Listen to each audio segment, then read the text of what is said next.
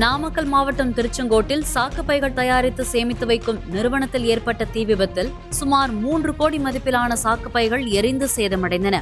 அதிகாலை 3 மணி அளவில் நிறுவனத்தின் ஓடுகள் வெடித்து சிதறுவதை பார்த்து தீயணைப்புத்துறைக்கு தகவல் தெரிவிக்கப்பட்ட நிலையில் அவர்கள் வருவதற்குள் மளமளவென பரவிய தீயை சுமார் 6 மணி நேர போராட்டத்தில் தீயணைப்பு வீரர்கள் அணைத்தனர்.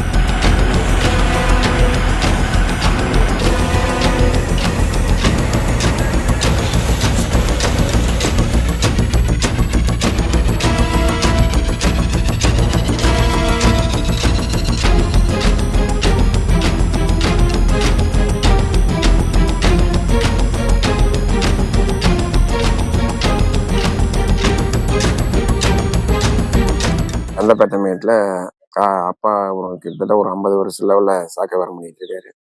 அவர் கூட நானும் இருக்கிறேங்க.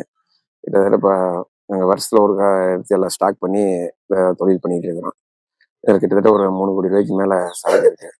எல்லாம் ஒரு 2:30 மணிக்கு மேலே தான் எனக்கு கால் பண்ணுது. வந்து பார்த்தா இங்கே எல்லாமே தீ பிடிச்சி எரிஞ்சுக்கிட்டு இருக்குது. இது எப்படி எரிஞ்சுது என்ன ஏதுன்னு எங்களுக்கு தெரியல.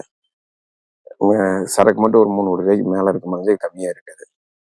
மின்கசிவு அந்த மாதிரி மின்கசிவு இருக்கிறதுக்கு சான்ஸ் இல்லைங்க. எப்பவுமே போகையில நிறுத்திட்டு தான் போவாங்க.